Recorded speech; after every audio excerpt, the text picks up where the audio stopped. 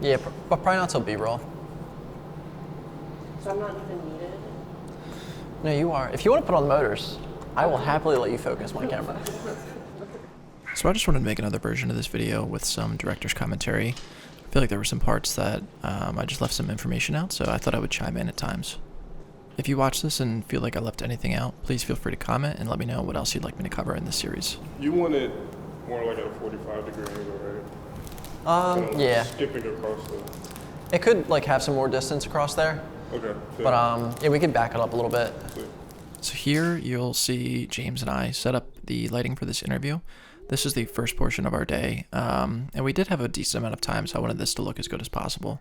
Here's my assistant camera, Gabby, standing in. Yeah, we kind of just, started setting up the general key light and backlight, and then just kept playing around with things as we went on.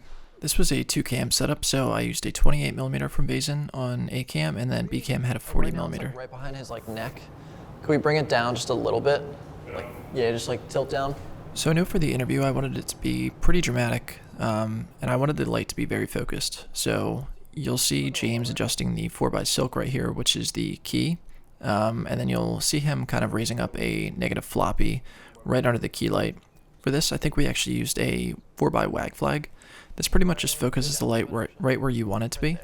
If you ever notice when you're lighting with say an aperture softbox, it's pretty sourcey. You can tell where the light is and what it's coming from.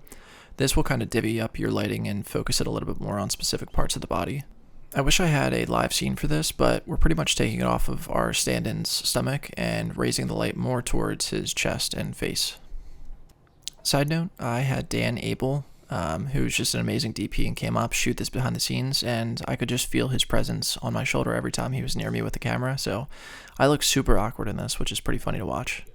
Here you could see me interacting with Andrew Austin, who is our main subject. He's an amputee golfer. We're kind of just getting him warmed up before the interview to make sure everything, we're on the same page and he's comfortable before we start speaking. Physically hitting the golf ball. Yeah. So I love the mental fortitude side of the game too. It really kind of builds cast. That's not real life, and it's great when everybody's doing great, and it's awesome. Shot list. Okay. Yeah. So for the first one, it's going to be just wider shots, like gimbal, hero shots, and push-ins. So I'm thinking we'll just back up that lighting setup right there. Pretty much the same thing. Yeah. I do have a 6x we could throw in too, or a 4x. That'll give us more coverage. But back it up a little bit, and then that'll probably be the key, and then we'll just kind of play around with the actual 600Cs. Okay. See if we can get some fade effects going. Yeah, and yeah. stuff. We done with audio?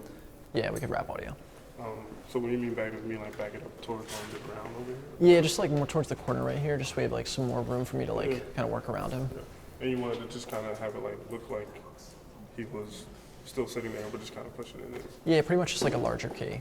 Gotcha. But yeah, if you want to throw in the 6x2, just let me know. We can kind of make that change. Gotcha. So after the interview wrapped, we moved pretty much right into B-roll. For B-roll, we were doing a variety of hero shots and then kind of more stylized lighting effects on the actual cyc wall.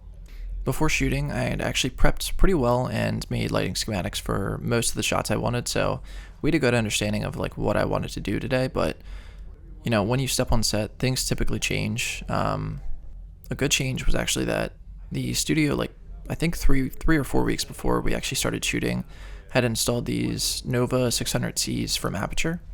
And let me tell you, they drastically changed the shoot for the better. Previously, I was probably just gonna put up an F22C in the background to create some, blue light and maybe have some fade effects, but having these lights on the actual grid allowed us to do so many more effects and so many more shots. For just about all of the B-roll, we kept the 3 600Cs on the grid on a pulse effect, so they were fading in and out of blue. And then the 600X, which you see here, acted as the key. The guys are setting up an 8x8 grid, I think. And we pretty much kept that set up for the entire day.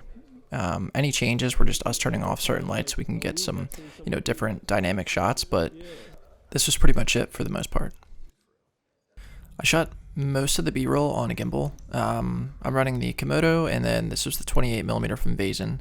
It's an anamorphic lens, so we got some really, really cool shots.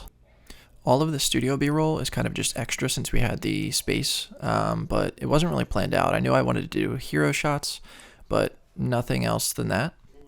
I ended up kind of just wandering around Andrew as he was taking swings, and we did a few more hero shots, but Overall, my AC did a crazy good job because these lenses are super soft, especially in an environment like this where it's, pretty dark lighting and you can't really tell what you're doing. In the next part of this series, I'll dive a little bit more into the lighting setup in certain shots that we took. Aside from lighting, I'm happy to cover any part of this production, so drop a comment and let me know what you want me to cover, and I'm happy to do it.